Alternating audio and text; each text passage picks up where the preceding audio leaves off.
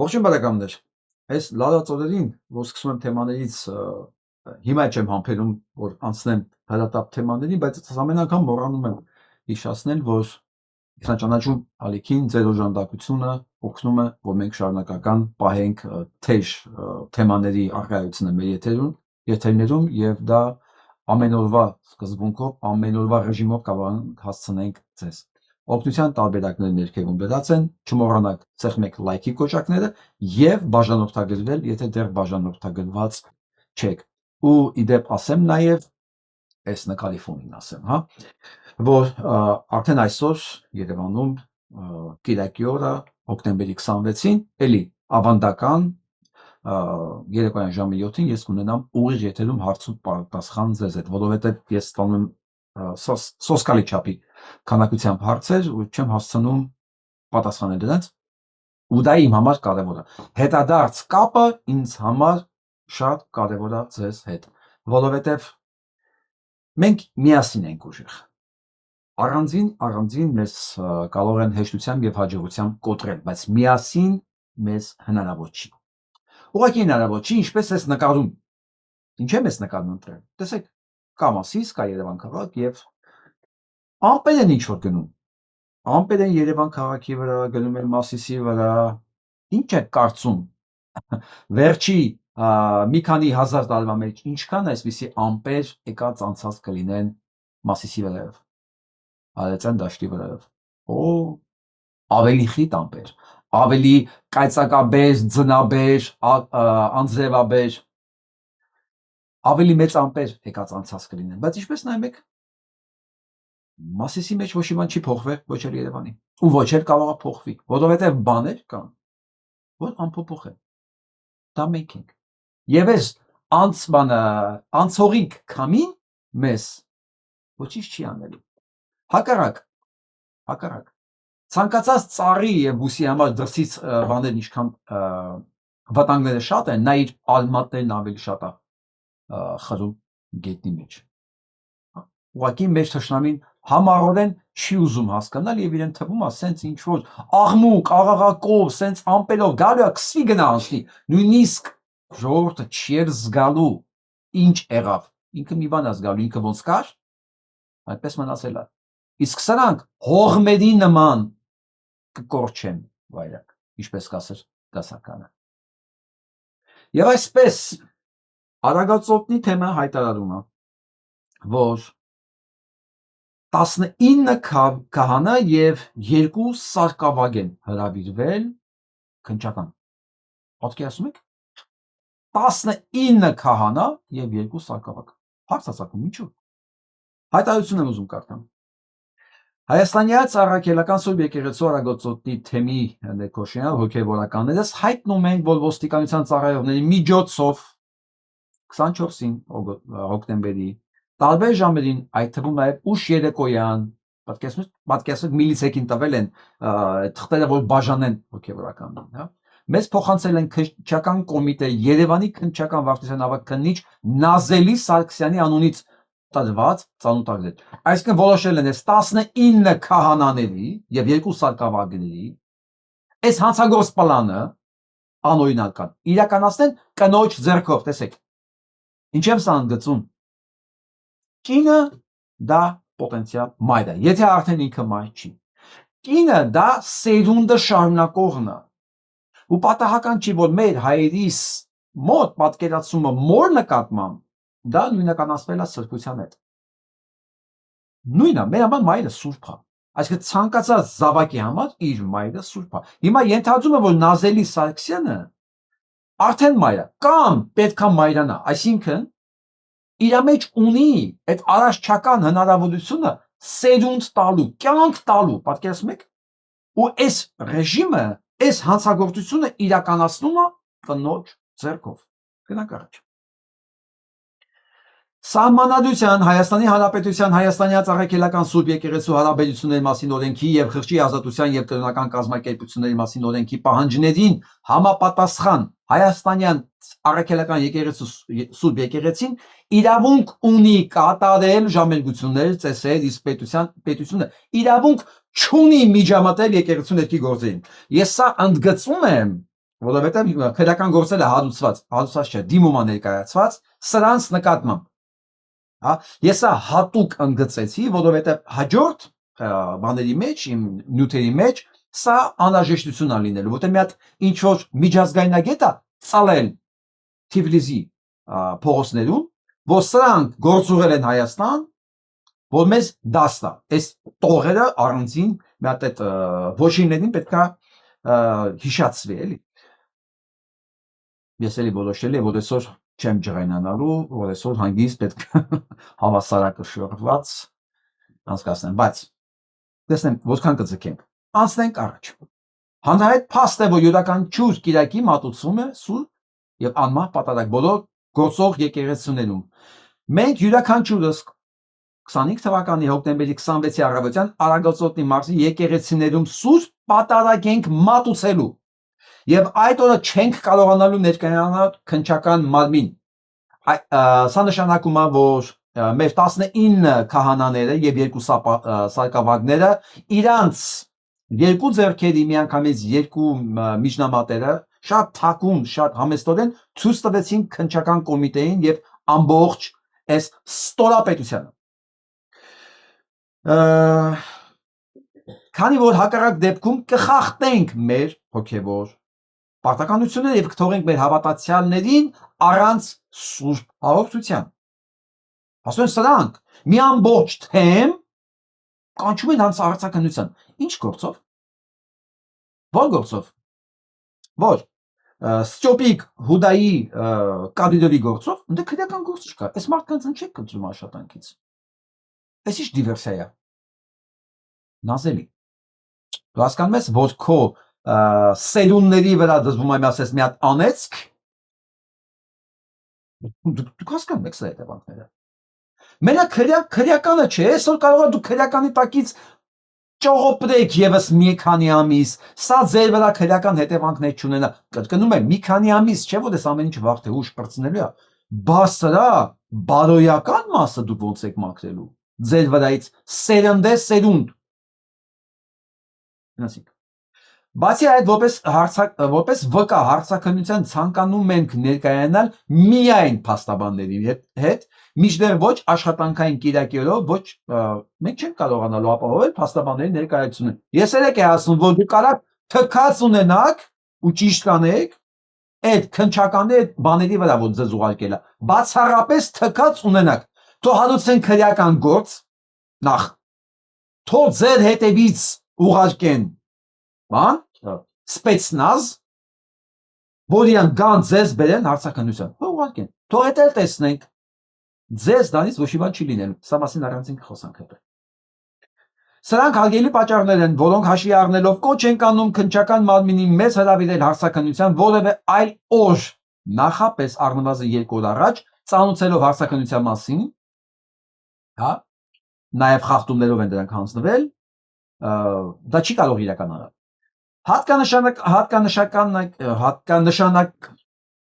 Հատկանշական է նաև, որ ոչ աշխատանքային օրերին մենք հնարավորություն չունենք քնչական մարմնի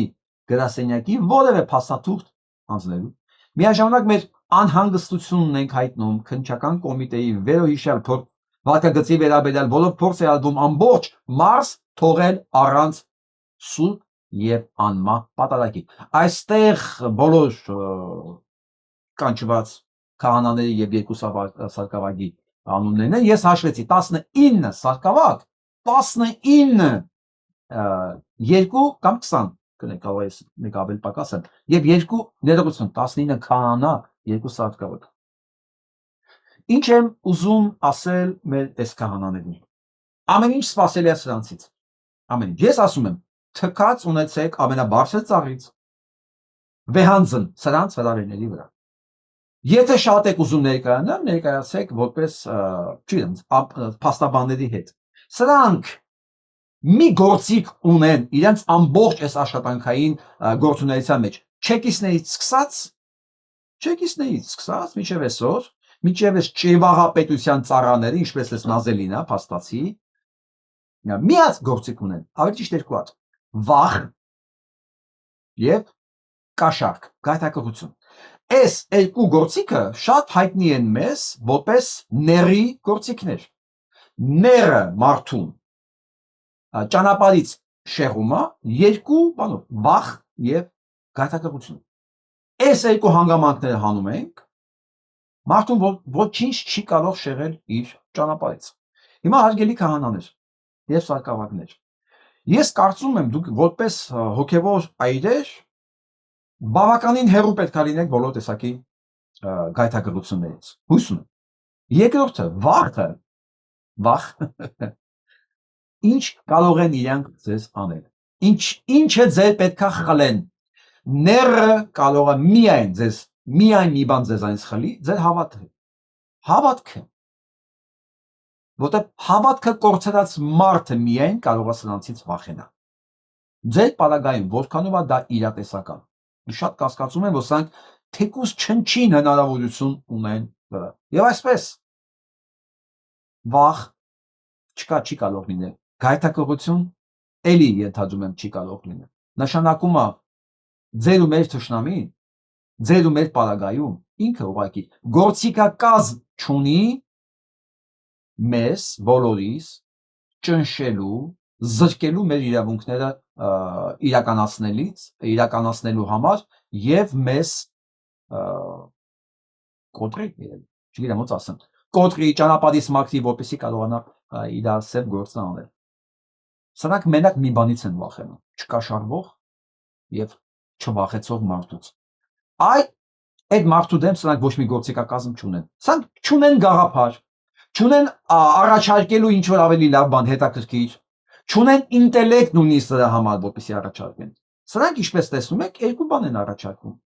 Կամ գայթակղեն, հետո կփչացնեն ինչ որ ինչպես արել են եւ դեռ անելու են, շատ լրագրողների, ես դրանց մասին եմ խոսալու, քաղաքական գործիքների, հա, եւ վախ, անասնական վախ, որով կառավարում են բոլոր նրանց, ովքեր իրենցից կախված են։ Ոստիկան, քննիչ, դատախազ, ԱԱԾ աշխատող եւ այլն, որտեղ դրանց մեջ վախն է, վախ աշխատանք կորցնելուց, վախ կոմպրոմատները իրանց դեմը դնելուց, չէ՞ որ մենք հասկացանք, չէ՞ տեսանք, սրանք նկարում են բոլորի նույնիսկ ննջարանները, այսինքն կոմպրոմատի բազան աներևակայելի է, եւ այն մարդիկ, ովքեր հասկանում են իրենք գիտեն արդեն ինչ կյանքով են ապրել, սա իրանց համար ազդեցիկ գործիք է, սա իրանց համար, իրանց նկատմամբ գործիք է, իրենց դրանով կարող են վախեցնել, եւ այսպես, եթե չունի մարդ չի ապրել այդ կյանքով, որը կարող են իր դեմը դնել, չի գայթակղում ոչ մի բանով, բոլոր իրեն կարող են գնել, դառնում է սրանց համար անգերազանցելի խոչընդոտ, անհաղթահարելի խոչընդոտ, եւ այդ անհաղթահարելի խոչընդոտը ես արդեն ցույց տվեցի, հայ մարդն է, Երևանը Մասիս Սարը, մենք բոլորով, ու ես վստահ եմ, մենք սրանց համար անհաղթահարելի խոչընդոտ են, եւ սրանց ատամները փշրվելու է մեր վրա։ Մենք բավականին պինդ պոպոկ ենք սրանց ատամների համար։ Իրանք երևի չեն հասկանում գլուխները ինչի տակ են դրել։ Կմնաք անատամ, հետո կհասկանանք։ Եվ այսպես Սեփան Սատերյանի կողմից կրոնական ծեսի կատարմանը խոչընդոտելու նախապատրաստության հետ քրեական բանա դիմումը ներկայացվել, կարծում ենք իշխանությունը շարունակում է հայ առաքելական Սուրբ եկեղեցու նկատմամբ հարձակումները, եկեղեցու եւ հոգեվորականների շահերի պաշտպանության նկատառումներով ներկայացվել են հետեւյալ հաղորդում դիմումները եւ այսպես առաջին ներկայացվել է հաղորդում հանցագործության մասին կապված Նաթան Սրբազանի հերախոսային խոսակցության գաղտնիության խախտելու հետ հնարավոր է նաեւ այդ խոսակցությունները մոնտաժված եւ փոփոխված լինեն անշուշտ բայց ինքնին գաղտնիության խախտումության փաստը խնդրալից է երկրորդ չէ սելանսնիկ հրաքրեական օրենսգրքի 206-րդ հոդվածի մասոնիկա հանցագործությունը համարում հիմա գանք երկրորդին ներկայացվել է հաղորդում հանցագործության մասին կապված Նիկոլ Փաշինյանի եւ Ստեփան Ասատրյանի կողմից կրոնական ծեսի կատարմանը խոչընդոտելու նախապատրաստության հետ ուշադիր Նիկոլ Փաշինյանի եւ Ստեփան Ասատրյանի կողմից կրոնական ծեսի կատարմանը խոչընդոտելու հետ ներկայացվել է հաղորդում հանցագործության մասին այսինքն Հաղորդում է ներկայացվել հանցագործության մասին, որտեղ մեղադրվում է Հայաստանի Հանրապետության վարչապետը։ Սա ճաշակի ոլորտից չի։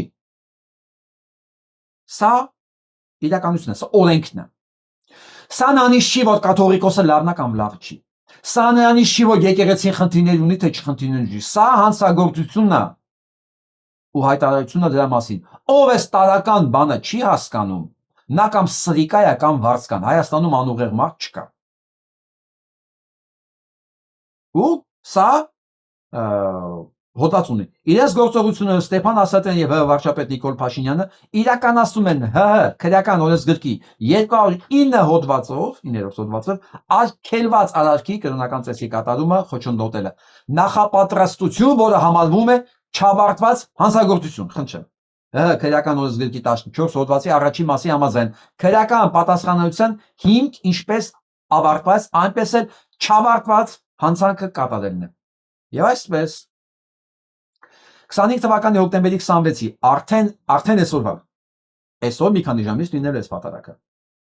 Պատարակի կատարումը հայաստանյան առաքելական Սուրբ եկեղեցու կողմից նշանակված քահանայի կողմից խոչընդոտելու նախապատրաստությունը, չեմ ասում, իրականացնելը, արդեն նախապատրաստությունն է հանցագործություն։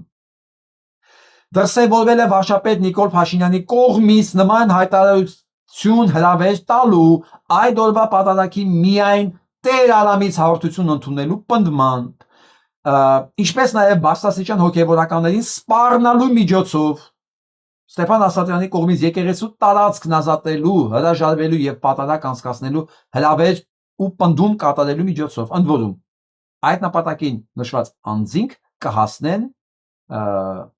եթե իրավական մարմինները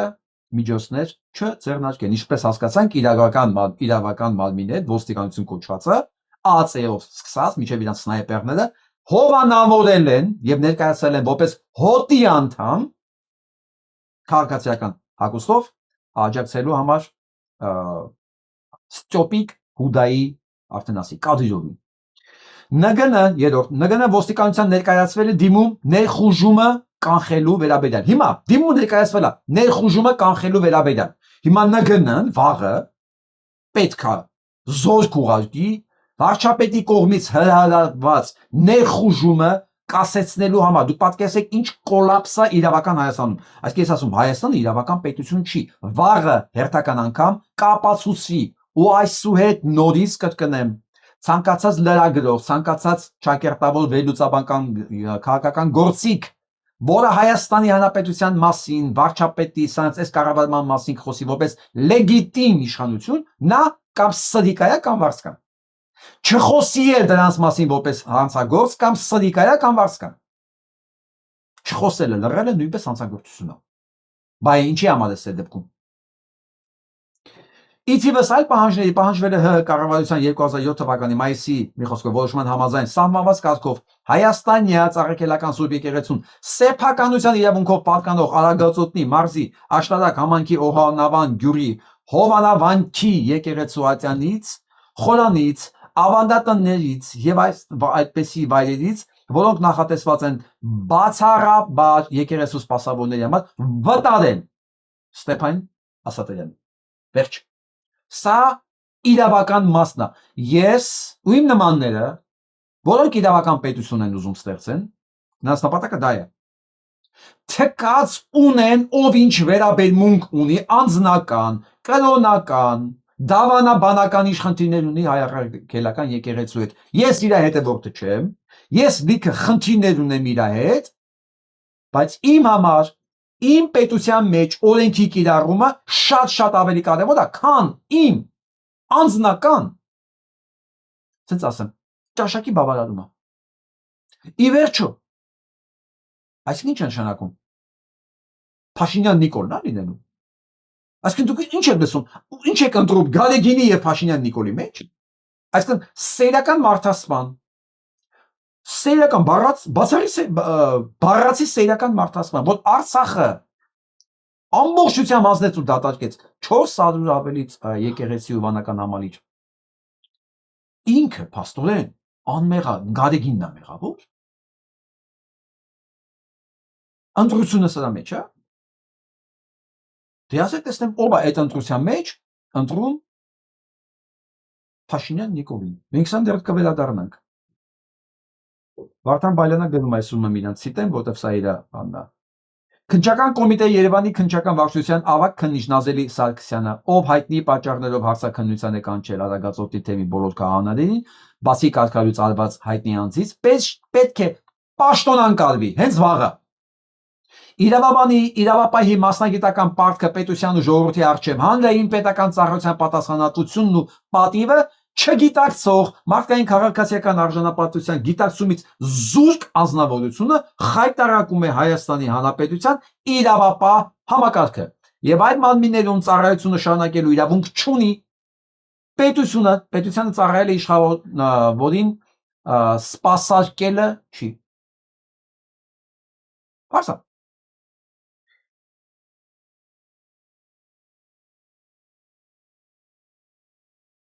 ինձ հիշացրեք, գրեք։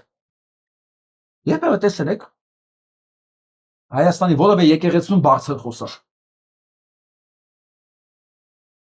Տեսել եք, բայց մտքով հետ գնացեք, մենք բոլորս մտել ենք։ Ես շատ, ես միջև այսօր որ գնում եմ մտնում եմ։ Դա ես իմ հոգևոր անկյունն եմ գտնում։ Խաղաղությունս եմ գտնում, իմ աղոթքն եմ կարդում։ Դուք երբևէ լսել եք, որ մեկը բղավի եկեղեցում։ Չէ։ Որովհետև անկախ ամեն ինչից դա զգում են նույնիսկ տուրիստները, ասում են հետաքրքիր է։ Օրինակ, որ մտնում եք բան, ցանկացած տեղ, սկսած Նոտրդամ դե Պարի։ Որ ուզում եք մտեք, մարդիկ հանգիստ իրար խոսում են։ Այնտեղ այդ բանը չկա։ Այդ չեմ ասում Այա Սոֆիան, որ մտնում ես գոռալով են մարդիկ իրար խոսում։ Նկատել եք, որ հայաստանյաց եկեղեցիներում ու տուրիստներն են դա առաջինը նկատել։ Մեր համար այնքան սովորական է, մենք չենք էլ մտածում, որ դա ուրիշ ձև կարող է լինել։ Բայց երբ որ լսում եմ ես տուրիստներին, իրենք ինչ են ֆիքսում, դա էլ հետն են ֆիքսել։ Մենք եկեղեցիներում չենք բղավում։ Մենք հասկանում ենք, որ սա Աստծո տունն է, այսինքն մարդիկ գալիս են իր հետ շփվելու։ Դու հավատում ես, չես հավատում, բայց դու հարգում ես մարդկանց զգացողությունները, չէ՞։ Որ մարդիկ այդ ընկալումներով են գալի, դա հոգևոր դաշտ է, դու չես կարող քո կեղտոտ թաթքոտ ոտերով մտնել այդտեղ, ճիշտ է։ Ես այսօր հիշել եմ, ֆիքսել եմ ավելի ճիշտ, որ այս խայտարակությունը երեք կատարվում էր հենց եկեղեցում։ Նայեք։ Ախպերական տարի անորը։ Գեուրա մի կապն այա։ Թեժացնում ամեն ինչ։ Նայամ։ Արա տարենա, եկալ տարենա, տարտու։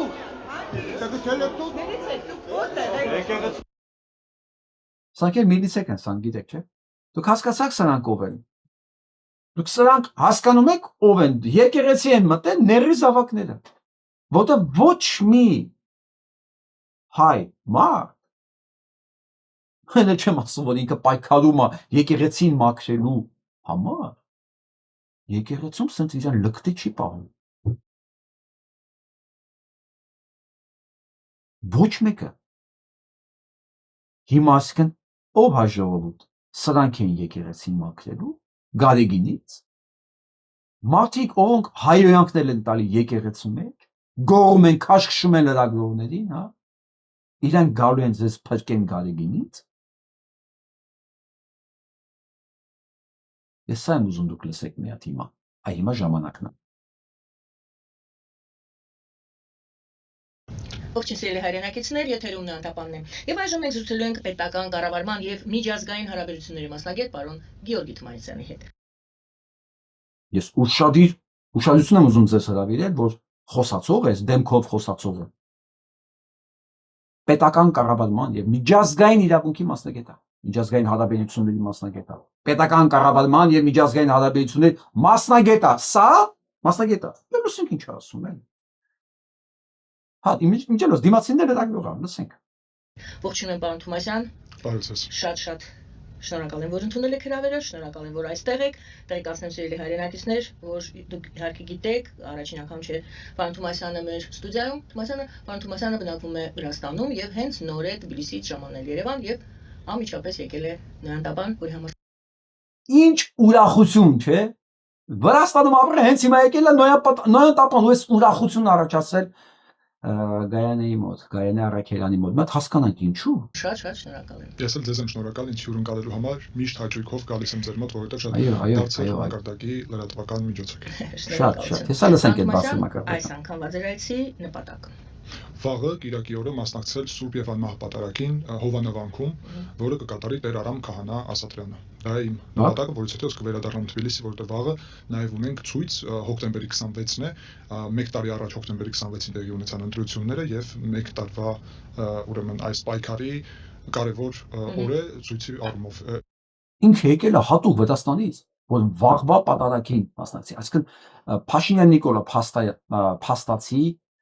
ինչքան իր կողմից վճարվող որբ կա լրագրող, այնտեղ քննարկող միջազգային իրավաբան, ես պատահական բառը չեմ օգտագործում։ Որբ։ Ես աշխատում եմ մաքսիմում նուրբ լինել, կարող այլ բառեր ասեմ։ Չեմ տեղավորվում եմ։ Չնայած ինչ որբ կլինի, որբերի մեջ այնքան հրաշալի մարդիկ կա, չգիտես մասանց ինչ կասես։ Լավ, ինչքան վարձկան կա։ Հրավիրել է։ Լսենք շարունակությունը։ Իսկ ինչ վերաբերվում է բուն նպատակին, ապա դա վերաբերվում է մեր եկեղեցին ազատագրելու այս գործընթացին, որը Հասկացաք, միջազգային մասնագետը եկել է մեր եկեղեցին ազատագրելու, սրանք ազատագրիչներն են։ Սա միջազգային ազատագրիչներն են միջազգային, նա չգիտի Հայաստանի օրենքները, բացարձակապես նորից խար կարդամ տխմարներին, հա? Որ ներկայացումը մեղադրանք իրեն եւ իրեն կանչողներին կենոնական ծեսը կատարմանը խոչընդոտելու նախապատրաստությանից։ Բա ինքը գնում է ոչ միայն նախապատրաստությանը մասնակցելու, այսինքն նախապատրաստությունն արդեն հանցագործություն է։ Ինքը գնում է իրական process-ը իրականացնելու համար։ Եթե այս դիմումը ներկայացված է նախապատրաստության մասին, որպես չավարտված գործողություն, սա գնում է հանցագործությունը ավարտին հասցնելու համար։ Ու ինքը կառավարման մասնագետ է, միջազգային թեմաների տիրապետում, պատկերացնում եք այդ տարիքին։ Նիկոլա Շփողն ինչ պետք է լինի։ Դրանք առաջ։ Տեսնենք էլ ինչ ասում։ օտարի ազդեցությունից ազատագրելու մասին է եւ Վա։ հայ առաքելական եկեղեցին ի վերջո պետք է վերադառնա հայկական պետության, նույնիսկ վերադառնա բարդ բառ է, որ Բա, այրանք է պետությունը, այսի պետությունն է։ Պետք է վերադառնա հայկական պետության, ժողովուրդ ջան։ Հա, այսի պետությունն է, պետք է իրանց վերադառնա։ Բա ոնց։ Պետք է վերադարձնենք մենք իրանց։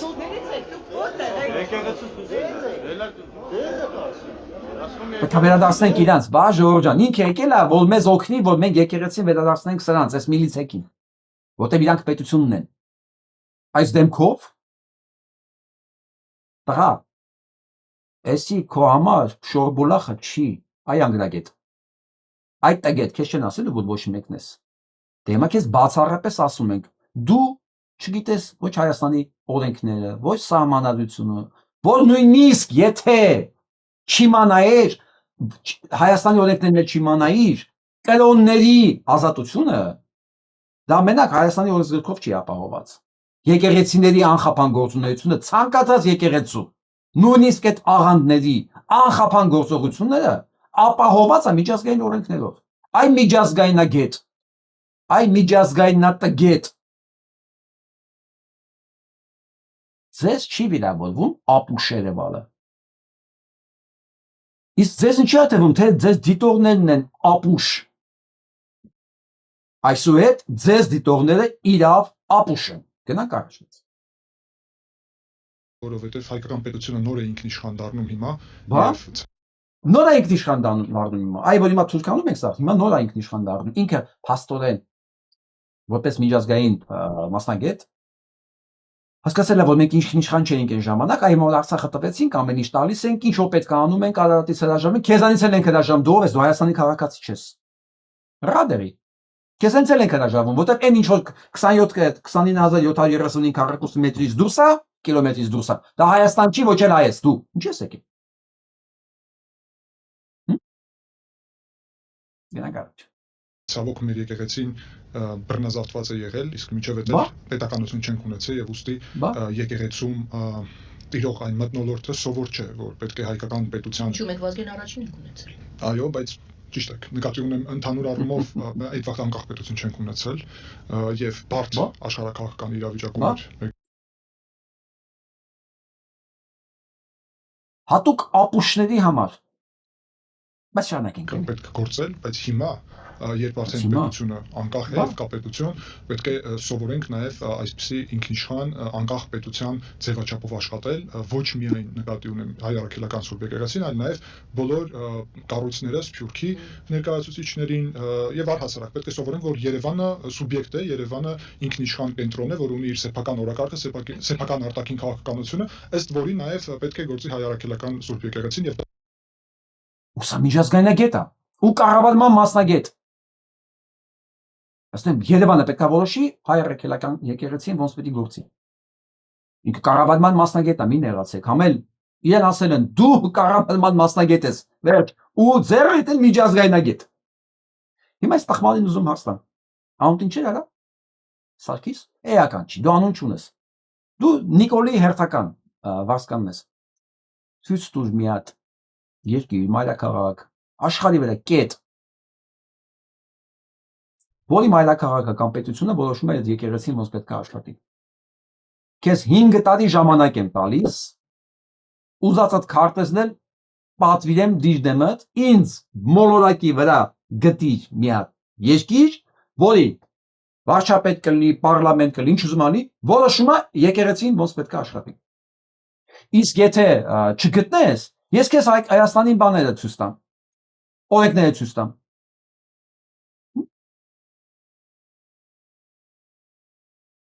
Մատդ կարդամ ու գլուխդ մտնի արա։ Ներկայացվել է հաղորդում հանցագործության մասին կապված Նիկոլ Փաշինյանի եւ Ստեփան Ասատրյանի կողմից կրոնական ծեսի կատարմանը խոչընդոտելու նախապատրաստության հետ։ Ներկայացվել է հաղորդում, արա։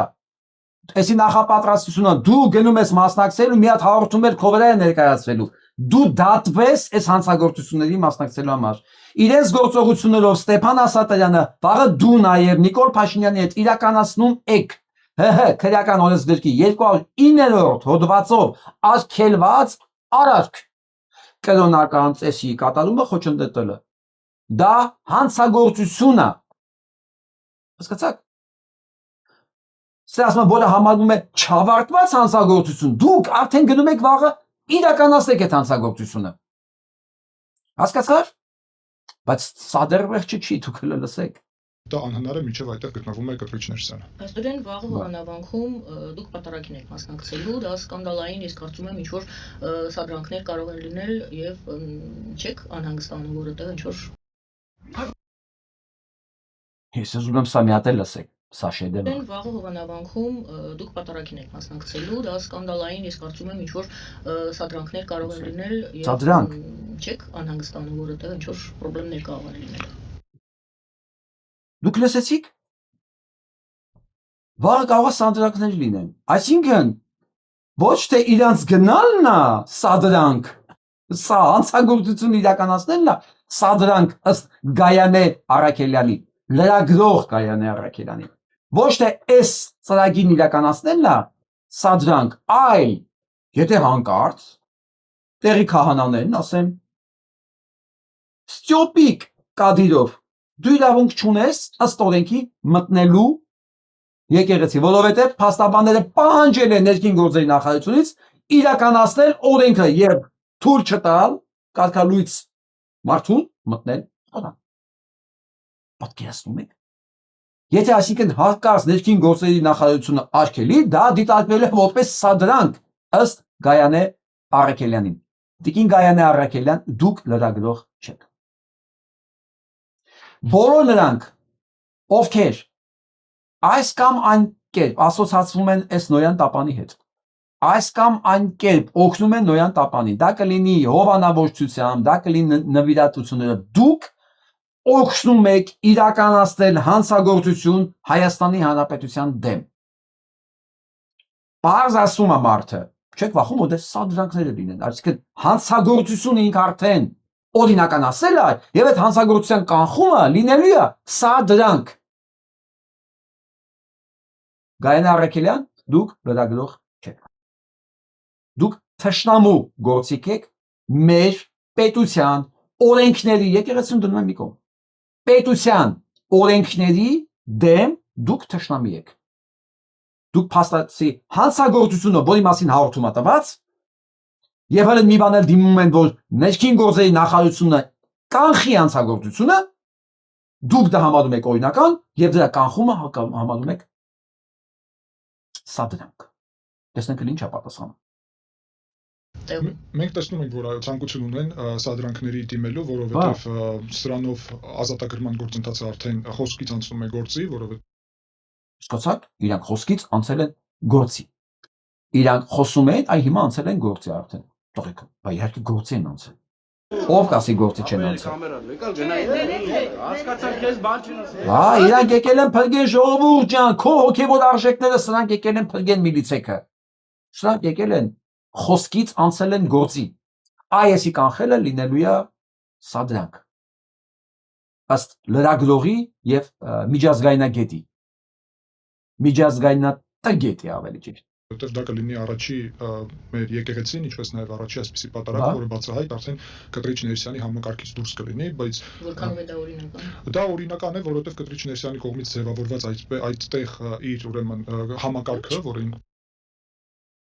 Օրինական է, որովհետև Կտրիչ Ներսիսյանի կողմից ձևավորված համակարգ։ Համակարգ։ Այ ողորմելի։ Այս համակարգը Կտրիչ Ներսիսյանը չի ձևավորել։ Այս համակարգը, այս օրենքները 1700 տարի աշխատում է։ Ինչ համակարգ։ Դուք եսում եք եկել ինչ ասում։ Ու դա օրինական։ Նորից կարդա, այ իդիոտ, պետությունը եկեղեցուց անջատ է, ու դիմացինդ էլ նման նստած է քո նման մեկը, ոչ չի ասում, այ միջազգայնատագետ, պետությունը ու եկեղեցին դրանք անջատ մարմիններ են։ Չես լսել դու դրա մասին, չգիտես, բայց չէ։ Իհարկե դու էլ գիտես, դիմացինդ էլ գիտի, բայց ոչ դու ես միջազգայնագետ, ոչ էլ դիմացինդ է լրագրող, երկուսդ էլ վարձկան թշնամի եք Հայաստանի ժողովրդի նկատմամբ։ Հայաստանի ժողովրդի չէ, Հայաստանի պետականության նկատմամբ։ Որտեղ ժողովուրդն էլ տարբեր է, ժողովուրդը տարբեր կարծիքներ ունի։ Դուք թշնամի եք պետականության նկատմամբ, որտեղ խախտվում է օրենքները եւ այդ խախտողին աջակցություն կա, նրանք թշնամի են այդ օրենքները խախտողի նկատմամբ։ Այդ օրենքների նկատմամբ պետականության։ Բա Կտրիչ Ներսիսյանի ձևավորած համակարգն է, բո։ փոքրիկ խմբակա, այդպես կոչված, որ ինքը ձևավորեց իր ընտանիքի անդամների, համագյուղացիների կողմից եւ եկեղեցին, որը առաջի հերթին հավատացյալ ժողովուրդն է եւ իրանց սպասարկող հոգեվորականները, որոնք ուրեմն mental trash, մտքի արտատորանք։ Իր բարեկամները, եկեղեցին, որը հավատացյալ ժողովուրդն է։ Հա, եկեղեցին հավատացյալ ժողովուրդը, դու ինչ գործ ունես արատեղ։ Դա պետական կառույց չի, այդ տղեկ։ Այ ոչնչություններ դուք տղայք չեք նույնիսկ։ Տղամարդը սուտ չի խոսում։ Տղամարդը փողով չի խոսում։ Տղամարդը իր խոսքի արժեքը գիտակցող է։ Տղամարդը վարձկան չի լինում։ Տղամարդը դուք ոչ մի բան եք։ Փոխանցեք։ Երկուսին է։ Սա անես մի բան է։ Չեմ ուզում թակում մնա։ Փոխանցեք երկուսին է։ Բոլոր նրանք աշխարհի ոլորտներն են, ովքեր օգնում են այս ալիքին, նրանք օգնում են Հայաստանի կորսանմանը։ Լավ իմացեք, սա է, այն ֆակտորն է, այն սիվիկն է, իրանք շատ նույնիսկ հիմա հայկական ժամանակ դրանց մասին էլ արդեն չեմ խոսում։ Նրանք բոլորը թշնամու գործիքներ են, որոնք իրականացում, որոնք օգտագործում են այլ ժողովրդի նկատմամբ։ Այս բանը Կտրիչը ընդհանրապես կապ չունի։ Ում համար օրենքի իրականացումը ճաշակի ոլորտից է, նա իրավունք չունի պետականություն ունենալ, որովհետև ճաշակի ոլորտի մեջ գալու են նաև իր տունն են նկարելու, կնոջը լողանալուց, քնելուց, ձեզ քնելուց, այն ինչ որ հիմա իրականացնում են։ Եվ դուք չեք հասկանում, դուք ինչ եք անում հիմա։ Առաջի արչև ունեն պարտականություններ, այսօր ցավոք իրավիճակ է, որ այդ մարդիկ ընկալում են, որ իրանք եկեղեցին իրանք են եւ ներքին գործեր ունեն փաստորեն, որում հավատացյալ խոտը պետքա նույնիսկ չներխուժի, ինչպես արդեն նշեցի, այդ եկեղեցում իրանք պատկերացնում են իրանք մաֆիոզա կլանական համակարգը, Կոտրիչ Ներսյանի, իր գիտեք, քրոջ եղբորն են ձերբակալի այդ հակաօրինական գործունեության պատճառով Արաքածոտնի թեմի առաջնորդի նկատի ունեմ, եղբոր մասին վարչապետ Փաշինյանը շատ կոնկրետ Սա այն ինչ որ ունենք։ Ես մի ընդհանրեն տվյալ ասեմ, այս մտքի արտաթորանքը 12 ժամվա մեջ նայել ընդհանրեն 9700 հոգի, որը ոչ մի բանա մի մեդիայում որ ունի 228000 բաժանորդ, նշանակում է այդ մեդիան ներել արդեն։ Ուղղակի իրան չեն ասում, որ իր տրամադրությունը չընկնի։ Այդ չեմ ասում վստահություն է իր նկատմամբ։ Իսկ հիմա առավել եւս չեք ուզում ձեզ խափեն։ Մի նայեք ուղղակի։ Եթե բան արժանակ ինչ որ արժանի բան կլի, ես դա մասին կասեմ։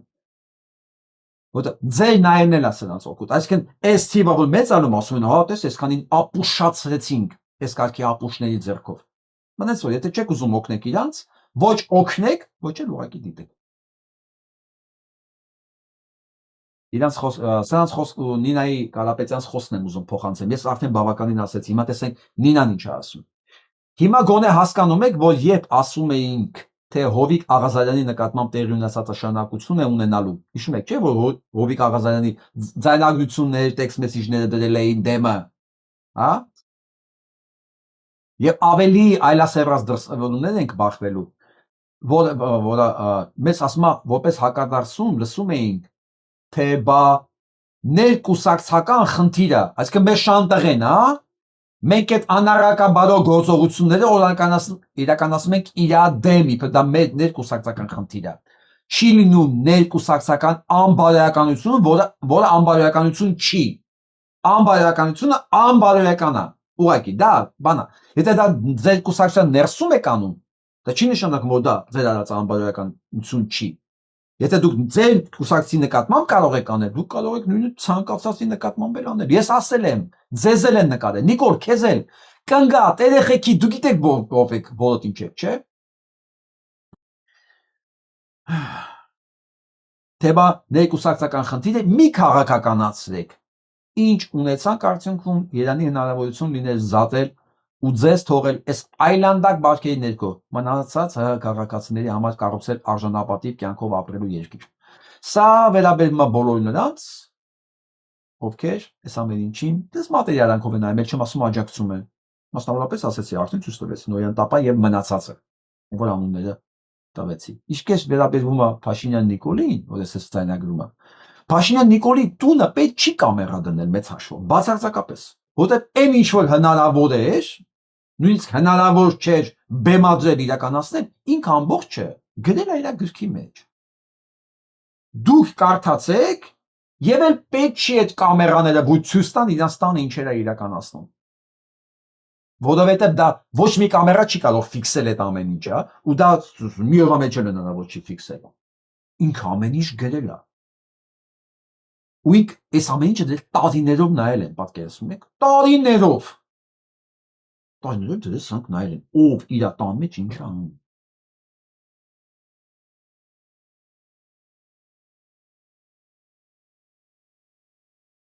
Ուզում եմ Արամ Գևորգյանի գրածը ձեր համար կարդամ։ Ասախի 60 վանք ու 4 տարի եկեղեցի թշնամուն թողած մի պիղծ խոսում է եկեղեցին փրկելուց։ Դադիվանքը համարածն ու Գանձասար ադրբեջանական ճանաչած մեկը խոսում է հավատքը փրկելուց, հավատքը պղծելուց։ Փրկելուց դուք պիղծ հոգին փրկի։ Լսեցիք Նոյան Տապան եւ ձեր հյուրեր, հա? Սերունդների վրայի անեծքի մասին մտածիր ու դայի ժառանգ։ Ու բոլոր նրանք, սա վերաբերում է ոչ թե պիղծին միայն, բոլոր նրանց, ովքեր աջակցում են սրանց։ Քննան։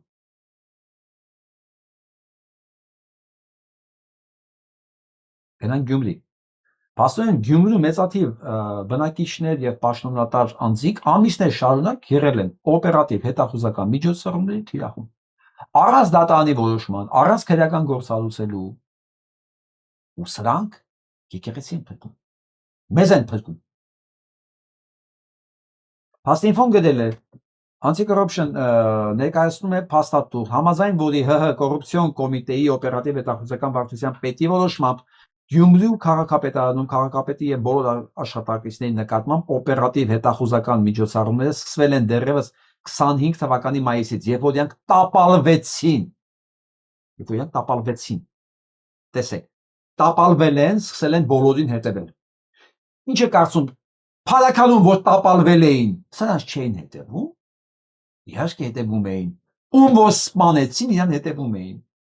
Եվ ոչ միայն սպանվողին, սպանվողի հետ, ով պետք է լիներ, ինչու հենց իրան էլ պետք է սպաներ, ինչ պետք է սպանել, եւ բոլորին, ովքեր կան այդ ավականու մեջ, վստահ եղեք, այս նույն մեթոդաբանությամբ հսկել են, նայել են, սպանություններ իրականացրել են։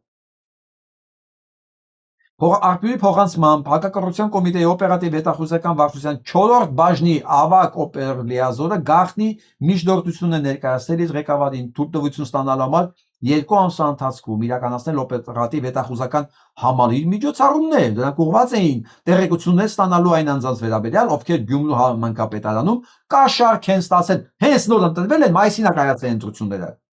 բայց արդեն Բայց քեզ մենք մարդիկ էլի չեն սկսել աշխատանքը, սրանք արդեն իբր կաշառք կա, հա? Մի բան գրել են, դու այդ թույլտվությունը դու սկսենք արդեն սրանց հետևել։ Պաշտոնացար անձանց կողմից կաշառքի դիմաց կատարվող գործողություններն օժանդակող անձանց շրջանակը, կաշառքի ստացման եւ տրամադրման, սրանք հիմնավորումներն են։ Ինչ է կարծում։ Փառակալի համայնքի ղեկավարի նկատմամբ նույնը արել են, թե չէ։ Իհարկե արել են։ Դրա համար մենք չգիտենք ով է սպանողը։ Առեսուր։ Մեկ մի բան իմացանք այդ ընթացքում, որ պատվիրատուները Փառակալ համայնքի արդեն Փառակալի համայնքի ղեկավարները ոչ թե խոշորացված մեծ, հենց բանը մերձավանի կարծեմ։ Որ համայնքի ղեկավարը աղբոր կնոջ հետ է քնում։ Արդյունքում այդ իմացանք։ Ուսախ գյուղը ասեց անից ենք ձեզ, փախեք ստերից։ Արդյունքում այդ իմացանք։ Բայց սպանություն բան հələ մենք չենք իմանա։ Միջև չունենանք իշխանություն, հա։ Բայց սա վերջը չի։ Գյումրի մեծաթիվ բնակիչներ եւ պաշտոնական անձիկ ամիսներ շարունակ են եղել այս օպերատիվ հետախուզական միջոցառումների թիրախում, ուրեմն լսվել են։ Հակակոռուպցիոն կոմիտեն չի սահմանափակվել այս որոշմամբ, դատարան են ներկայացվել տասնյակ միջնորդություններ բնակարաններում, ավտոմեքենաներում, ներքին դիտում իրականացնելու, արտաքին դիտում կազմակերպելու, այլ գաղտնի միջոցառումներ իրականացնելու, դու հասկանում եք, այս պետության ուժերը ուր է գնում, ռեսուրսներ ինչ իրա ծախսվում, ոչ թե ադրբեջանական դիվերսանտներ բռնելու համար, ոչ թե սպանություններ կանխարգելելու համար, ոչ թե եկեղեցում սպանությունը կանխարգելելու համար, կամ դաշտերում, գիտեք, տեսնում եք ինչ է կատարվում, նարկոտրաֆիկ բան, ոչ մի բան հետաքրքիր չի։ Կազմակերպել օպերատիվ հետախուզական միջոցառումներ, ձայնագրել դուրս, ներս, տունը, փողոցը, ամեն ինչ։ Ինչ է կարծում, քանի 100 օպերատիվ աշխատող է պետք սրանք իրականացնելու համար։ Այն բոլոր միջնորդությունները առանց բացառության բավարարվել են Երևանի քրեական դատարանի դատավորներից մեկի կողմից։ Մեկից անուններն էլ ենք իմանալու անշուշտ։ Եթե գիտեք, ես ձեզ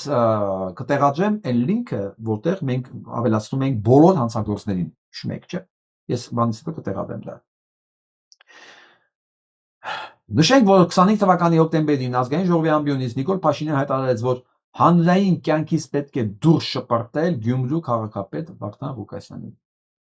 Իսկ հանրային կյանքից էլի։ Մարդը կարող է նույնիսկ հանցագործ լինի։ Հանցագործ։ Բայց հանրային կյանքում ներկա լինի։ Այդ ով ասեց, որ դու իրավունք ունես այ վիժվածք։ Ինչ որ մեկի հանրային կյանքում հանրային կյանքից դուրս շպրտել։ Դու ով ես։ Ասում մարդ կարող է հանցագործ լինի, բայց հանրային կյանքում ներկա լինի։ Ով ես դու որոշես հանրային կյանքը ով է ձևավորում։ Մարդիկ ում են հետևում, ում են լսում։ Սա նշանակում է, որ վարչապետը դեռ ամիսներ առաջ տեղյակ էր Գյումրու քաղաքապետարանի դեմ ընթացող օպերատիվ գործողությունների եւ ձայնագրությունների մասին։ Ինքն ասել, չէ՞, կա մեկը, որ իմ ասածը չանի։ Քաղաքական հրահանգ է իջեցրել իրավապահ մարմիններին։ Վերջացավ։ Ու սա իրանք էլ չեն հասկանում, որ սրանով ապացուցում են, որ իրենց կողմից է սպանվել եւ սպանվելուց առաջ ամբողջ այդ ընթացքում նաև նույն միջոցառումները իրականացվել են իր ընտանիքի անդամների վրա, տեղաշարժի վրա, մեքենայի մեջ, տան մեջ, աշխատասենյակում, իր շրջապատի բոլորի նկատմամբ։ Դե բերեք ցույց տվեք։ Բա բերեք ցույց տվեք, տեսնեք, ելով գիտեր այդ ամեն ինչի մասին, եթե չիմանային, իրանք չէին կարող գնդակահարել։ Իրանք ամեն ինչ իմացել են, հետևել են, տեսել են։ Ով է իրականացել այս հետապնդումը։ Ճիշտ եք, Հայաստանի իրավապահ կառույցները։ Իրանք են իրականացրել այս հետևությունները, այս ամբողջ միջոցառումները, հետևել, ձայնագրել ամեն ինչ եւ շատ լավ իմացել են, որ ժամին, ում հետ, որտեղ պետք է ինքը դուրս գա։ Ու պարզ տեղին իրականացել են միջոցառում։ Հարցեր կան, կասկածողներ կան դեռ։ Հիմա ամեն ինչ գալիս են գնում իր տեղը, իդեալական։ Երևի հիշում եք, երեք ես Հրանտ Մարգարյանի որդու սպանության մասին որ խոսացի, ոնց որ լեզվիցս թռավ, որ նա մահացավ։ Որտեղ ես կարդացի ոնց է նա վիրավորված, քիչ շանս չկա նա ապրելու։ Հա, այսօր մահացավ այդտեղ։ Կարող է ժամանակ արդեն մահացած, չգիտեմ, բայց այսօր մահացավ։ Եվ իշխանությունները մի անգամից առաջի կրակոցից հետո մի անգամից Նիկոլ ասելա վերջես ինքնասպանությունը մարդը պատկերացնում եք ինչն իրան կոկորտից սպանելը սուպերմարկետի հետևում առողջ երիտասարդ հայրենասեր մարդ ես իր մասին չեմ լսել ոչ մի կրիմինալ թեմաների մեջ ես իր մասին չգիտեմ ոչ մի բան ում եք է հենց ի կրակոցը նման մի անգամից ոչ հետաքննություն է եղել ոչ բան մի պատմություն է եղել զինվորներին որ սպանեցին վառեցին տեսեք ասում սպանեցին հետո վառեցին հələ ոչ մի բան արված չի բայց արդեն հետքերը մատքրված է առավոտ շուտ Նիկոլ Փաշինյանը հայտարարում է որ այնտեղ պատահական բան է եղել բենզինը բանը վառվել էին մի խոսքով հա վառվողն էլ մեղավոր չի ձերից հանգե պատահմամբ ընկել է բանին փեջի վրա ու կես այդ բալոնից 2.5 լիտրով մի ամբողջ զորամասա վառվել երեխեքներ մեջ մոխրացել են վերջ մենք էլ դրեցինք հետքերը մատեցին դե արդեն մահացել են ինչ կապ ունի նույն սցենարն է մարդուն կրակել են հələ հիվանդանոցում արդեն ինքնասպանության փորձ հա նույնիսկ Կուտոյանն էլ դա ինքնասպան եղավ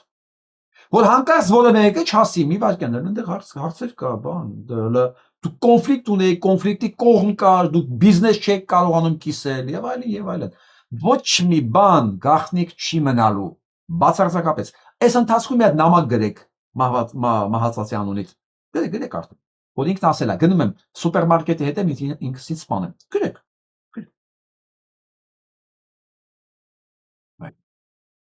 ու հետաքրքիր գիտես որ նա ոչ դաշնակները հաստատում են Փաշինյան Նիկոլի թեզիսը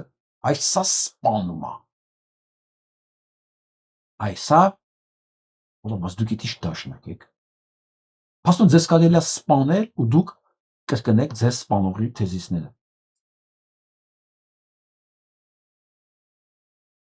Էջմիածնցնեն ջան նա տես ողորմելին նայեք հələ սրանցից մեկն է Նոյեմբերի 16-ի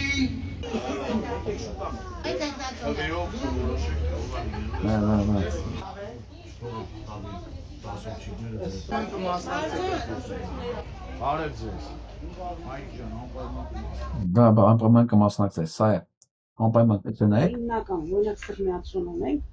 որ ես իմ քանի մարդու վրա հարձակվում եմ ագրեսիվ է քաղաքապետարանը չի սեր տարե սերտաճը ոչ մի Քաղաքապետը սերտաճել է այո քաղաքապետը սերտաճել է քաղաքապետարանն էլ է սերտաճել այդ հաջող շների թափառող շների այո սա ձեր քաղաքապետն է ուզում դառնալ Էջմիածնցնին ջան որի կարծիքով քաղաքապետանը պետք է սերտաճի այդ շների հետ ուղղակի ինքը այդ բառը չգիտի ասենք Մոսկվայի տաքսիստը ինչ պետք է իմանա Նիկոլի ձեռով Հայաստանում օծված Ցայն չգիտեմ ինքը որպես ինչ է ներկայացնում մասնագետ, իրավաբան, քաղաքական մեկնաբան, ով է ինքը, էլի։ Ասենք, բայց Մոսկվայում չստացված տաքսիստը Ինչ իմանա հայերեն բառերը, ասենք քաղաքապետը չի կարող սերտաճար շների հետ։ Մաքսիմում ասենք քաղաքապետանը կարա ստերջացնի շներին, հա։ Չգիտեմ, ո՞ց է գցինը։ Բայց ինքը շատ է ուզում, շատ։ Լինի ձեր քաղաքապետը։ Եթե դուք ուզում եք սերտաճեք շների հետ, դուք կարող եք ընտրել այդ համար 3-ին։ Նիկոլի մյուս տեսակը։ Սա են ասում Նիկոլի 1000 տեսակներից, մեկն է սա է։ Հիշեք, դուք Էջմիածինում ունեք 2 թշնամի։ Դա այս համար 3-ն է, մեկ էլ ձեր այն Մեխակյանը, Ալվիշտի Մեխակյանը, սեփական հորը ուրացող ԿՊ-ականը։ Դուք պատկերացնում եք, հերը Արցախ ազատագրում, այս անառակը Արցախ հանձնում, ինքը գոհ։ Այն մյուս բանի նման է, որ երեխեն մեռավ, ինքը դառավ հադուստ տղա, հադուստ դեպուտատ։ Սկզբից ասում էր Նիկոլ, դու ես սպալնե երեխուս, Նիկոլից այն կյանք չկա, փողին մտա։ Սուրբ սրբավայր հանդիսացող Էջմիածնում քանի հոգի կա, որ սա կարող է լինի իր համար ընդունելի։ Վստահ եմ շատ չի լինելու, կլինի 5-6%։ Դե 5-6% տականք որտեղ էլ ասես կլինի, վստահ եմ ասում տականք, որովհետև դա նորմալ համարող է։ Այն հիշում եք երեք բառ էի ասում լեգիտիմ մարդ, հա, լեգիտիմ մարդ չի, որովհետև մարդը նաև պետք է ինչ-որ մարդկային արժանինքներ ունենա, էլի, դա տականքն է։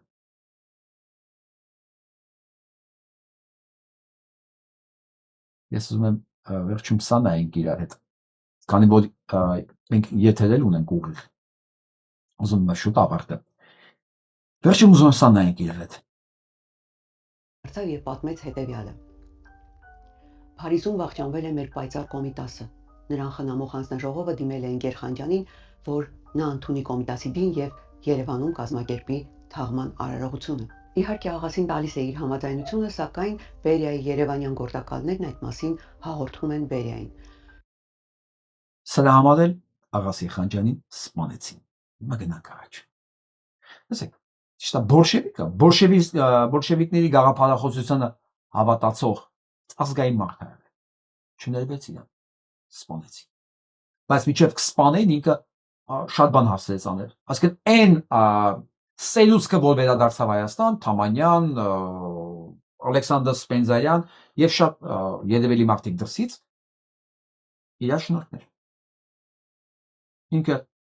հարող են բոլշևիզմին, դե չեն հասցրել գնդականել ոչ մեկին, բայց ազգային մարդ էր, համար սպանեցին։ Գնանք առաջ։ Մյուս օրը Բերյան հեռախոսով կապվում է աղասու հետ եւ ասում. Աղասի, լսել եմ, որ Փարիզից ինչ-որ հոգեվորական, ինչ-որ Այմ ջերոս, քանի չեմ մոռացել ասեմ։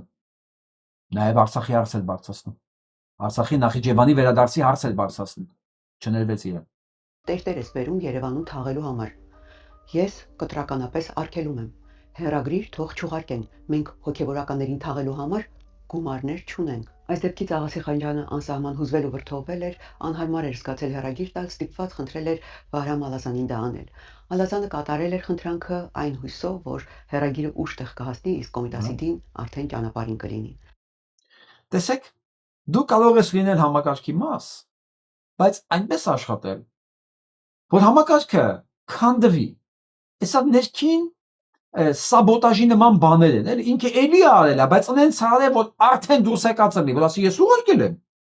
Բայց իրենք ուղարկել են ավելի շուտ, քանի մեռագիրը տեղ կհասներ։ Սա ինչի մասին է խոսքը։ Այն որ մեկը ասում է, դե գնում են գործի մարդ սպանելու, մարդ ջարդելու, հա, դե իրաց աշխատանքն է, չէ։ Եթե մարդ չուզենա, դա անի, ի սրտե չի անի։ Միշտ ձեռք գտնի։ Ստեփանոսյանը ոնց չէ ջարդում։ Դրա համար սպանեցին։ Ստեփանոսյանը ծռերի բանի ապստամբության ժամանակ հրաժարվել էր մարդ ծեծելուց։ Նստել էր մեքենայի մեջ, ասել էր ես չեմ ասնացի, աղբեր ջան։ Ես չեմ կրակես մարդկանց վրա։ Սպանեցին, ինչպես Խանջյանին։ Ալազանի հույսն իզուր չէր։ Հաջորդ օրը նրանք Կոմիտասին խնամող հանձնաժողովից ստանում են իրենց հեռագրի պատասխանը հետևյալ բովանդակությամբ. Նավը 3 օր է դուրս է եկել Մարսելից ու գտնվում է Միջերգրական ծովում։ Ետ դարձնել չենք կարող։ Հեռագիրը ուրախացրել է եւ Ալազանին եւ Խանջյանին, սակայն նրանք շարունակել են վրդովել այն մտքից, որ Կոմիտասին ներկայացնում են իբրև ինչ-որ տերտեր։ Մարո Ալազանը շարունակում է. Մեկ թե երկու օր հետո մեր տուն եկավ Չարենցը եւ ասաց. «Այ տղա Ալազան, մի պազորնի բան եմ լսել, բայց ականջներից չեմ հավատում»։ Ասում են, որ Փարիզից հեռագրել են աղասուն, որ նա Կոմիտասի դիակն ընդունի եւ Երևանում թաղի։ Աղասին համաձայնել է, բայց Բերյան Երևանյան իր սիշիկներից այդ մասին իմանալով կտրականապես արգելել է, ասելով թե մենք ինչ որ տեր թաղելու համար գումար չունենք։ Այո, դժբախտաբար ճիշտ է, բայց բարեբախտաբար հերագիրը ուշ է տեղասել եւ Կոմիտասի դին բերող նավն արդեն միջերկրականի ջրերում է եւ շուտով Կոմիտասը Երևանում կլինի, ասաց Ալազանը։ Այ տղա ճիշտ ես ասում, այդ ինչ լավ բան եղավ, թող հիմա Բերիայի սիշիկները տրակվեն, ասաց Չարենցը ուրախությամբ։ Քիչ հետո նորից լրջացավ, մռայլվեց եւ հուզված ասաց. Ինչ որ տեր, միթե Կոմիտասը հայ ժողովրդի համար ինչ որ տեր է, ողորմելիներ, տգետներ, թու ձեր երեսին անամոթներ։ Վայ քեզ, հայ ժողովուրդ, որ քո երկրի ու կուլտուրայի ղեկավարները դրանք են։ Մարո ջան, մի կոնյակ բեր, խմենք Կոմիտասի հաղթանակի եւ հիշատակի կենացը։ Թեև Չարենցը Կոմիտասի հաղթանակի կենացը խմեց, բայց էլի մնաց նույն խռովահույզը։ Փողոցում ում որ հանդիպում, ասում էր. ինչ որ տեր։ Կոմիտասի դին Երևան հասավ 1936 թվականի մայիսին, կազմվել էր նրան ընդունող եւ թաղումը կազմակերպող հանձնաժողով, որի կազմում ընդգրկվել էին գրողների միության կողմից Վահրամ Ալազանը, լուսավորության մինիստրության կողմից Արտո Եղիազարյանը ու էլի մի քանիսը տարբեր կազմակերպություններից։ Իմջանոց բոլորին գնդակահարեցին, ոչ մեկին չթողեցին, չներվեց։ Կոմիտասի թաղման արարողությունը տեղի ունեցավ մայիսի 28-ին։ Մարո Ալազանը շարունակում է պատմել։ Ցերեկվա ժամը 12-ին Տաքսկիլ օրա չէ, մայիսի 28, Սարդալապատի ճակատամարտի օրը։ Կոմիտասի թաղումը եղել է մայիսի 28-ին։ Հանձնաժողովի անդամների հետ ուղևորվեցինք դեպի Կուլտուրայի տուն, ներկայիս Առնո Բաբաջանյան համերգասրահը։ Աբովյան փողոցում մեզ միացավ նաև Չարենցը։ Մտանք Կուլտուրայի տան դահլիճ։ Բեմի վրա դրված էր Կոմիտասի գեղեցիկ խնամքով պատրաստված դագաղը, որի գլխամասում կար ապակեպատ մի պատուհանիկ, որտեղից երևում էր Կոմիտասի պայծառ դեմքը։ Բոլորը լուր գլխահակ խոնարհվում էին Կոմիտասի առջև։ Այդ ժամանակ Բերիայի գործակալն իր ճամպրուկից հանեց մի լոմիկ ու կացին, բացեց դագաղի կափարիչը եւ սկսեց շոշափել Կոմիտասի կողքերն ու գրպանները։ Քը բոլորի սաստիկ հուզեց ու զայրաց։ Սա գիտեք ինչի նման է։ Ինչին եմ ես նմանացնում։ Այս է։ Այս է։ Սա բերիայիզմ է։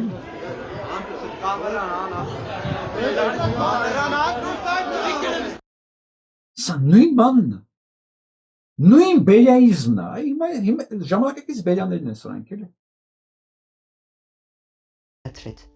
Չարենցը հուզմունքից իրեն զսպել չկարողացավ եւ ուղակի գոռալով ասաց. «Մի բան գտակ անամոթներ, խայտարակներ, մեռելին անգամ հանգիստ չեք թողնում, թու ձեր նամուսին»։ Ապա համարյա իրեն կորցրած օրորվելով ինքն իր հետ խոսելով դուրս եկավ դահլիճից։ Նրան հետևեցին նաև հանձնաժողովի անդամները, Կոմիտասի հետ թողնելով միայն Բերիայի ներկայացուցչին։ Մյուս օրը Ալազանը գնում է Կենտկոմ եւ Խանջանին պատմում այդ խայտարակարարքի մասին։ Խանջանը անսահման հուզվում է, մի պահ լռում, ապա Ալազանին դառնալով ասում. «Ալազան, ես կարևոր գործերով պիտի քաղաքից բացակայեմ։ Խնդրում եմ Արտոյի եւ մյուս անդամների հետ միասին մեծ շուքով թաղեք մեր պայծառ Կոմիտասին»։ Կոմիտասին թաղեցին մեծ շուքով։ Այն ժամանակների չափանիշներով իրոք դա մեծ շուք էր, սակայն այդ մեծ շուքին հաջորդեց ողբերգական իրադարձությունների մի մեծ շարք։ 1936-ի հուլիսին գնդակահարվեց Աղասի Խանջանը։ Նույն թվականին աքսորվեց Վահրամ Ալազանը։ Մեկ տարի անց 1937-ի նոյեմբերին բանտում սպանվեց Եղիշե Չարենցը։ Ձերբակալվեցին ու սպանվեցին նաև Ֆրանսիայից Կոմիտասի աջունի տեղափոխումը կազմակերպած քաղաքական գործիչ ՀԽՍՀ դատախազ Տանուշ Շահվերդյանը, նրա կինն ու եղբայրը։ Կոմիտասի թաղման մասին հուշ ունի գրած նաև դատերագետ գրականագետ Ռուբեն Զարյանը։ Ուսում եմ այս պատմությունը, այս մասը YouTube-ը չի արգելափակի, որովհետև ես սա վերցրել էի Նաիրա Եղիազարյանի էջից։ Շնորհակալություն ես փայլուն գործի համար, հարգելի Նաիրա։ 4 օրվա մեջ 15000 մարդ է, որը կարծում եմ 15000 մարդ տեղեկանա այս ամեն ինչի մասին։ Կարծում եմ լավ է։ Կարծում լավ է, եթե հանկարծ արգելափակած լինի, տեսեք ինչպես հողարկավորեցին Կոմիտասին։ Նաիրա Եղիազարյան։ Ես չգիտեմ, կհանդուրժի YouTube-ը, հա, այս հաղորդումը թե ոչ, բայց դու կարող եք ուղիղ լսել սկզբից մինչև վերջ, որտեղ ես ընդհանրապես մի փոքրիկ հատվածը ցույց տվեցի համեմատելու համար, որ այն ինչ որ մենք հիմա ունենք, որ հասկանաք, սա նույն ձեռագիրն է։ Նույն ձեռագիրն է։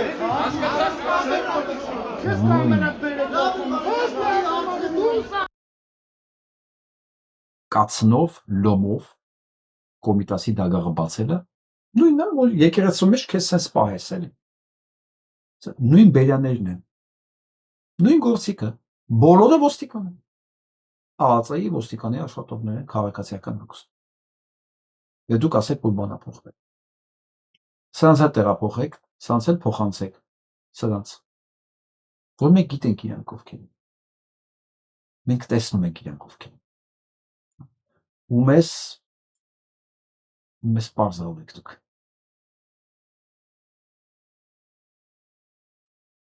Սա չի ներվելու։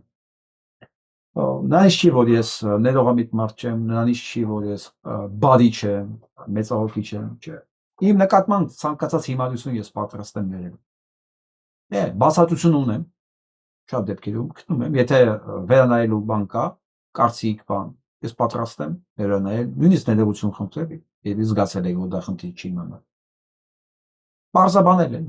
բայց հայրենիքիս նկատմամբ այս ամեն ինչ որ աղվում է, դա ես չեմ կարող։ Որովհետև նախ իմ ներելու բանն էլ չի, այդ հայրենիքը մենակ ես չեմ, դա մեր բոլորինն է, ես ինձ դա չեմ ներում, դու հույս չունենա, ես ամեն ինչ անել եմ, որ հնարավորինս շատ մարդ իմանա իրանց ով լինելու մասին, որպեսզի իրենց ազդեցությունը, չակերտավոր ազդեցությունը, բերեն մինիմալի, իրենք մնան իրենց ճիվաղա խմբով։ Նրանք ովքեր ծառայում են այս ստորակրատիային, դրանք ավելին արժանի չեն, իրենք պետք է մնան ամփոփված իրար մեջ, որ իրար ձայնագրեն, իրար նվաստացնեն, իրար դեմ օգտագործեն այդ կամպրոմատները, իրենց մեջ։ Բնականաբար ես ոչ ես լրագրողին, ոչ ես չակերտավոր քաղաքագետին, ոչ մի ասենց ասեմ, հա, իրավական պատասխանատվության մենք չեն կարող ընդհանրել։ Ամեն ինչը լինելով բարոյական դաշտում։ Ես այդ բոլորին ցանկանում եմ, որ դուք ձեր միջավայրում ունենաք բացառապես ձեր նմանները։ Դա երևի կլինի ձեր բարոյապես ամենամեծ պատիժը, որը բերում է ոչ միայն բարոյական հետևանքներ, այլև նաև տնտեսական հետևանքներ, ֆիզիկական հետևանքներ, հոգեբանական հետևանքներ։ Չէ՞ որ դուք դա եք նախընտրում։ Ես էլ եմ ձեզ դա ցանկանում։ Այսօրվա համար այսքանը, լավ ցեք։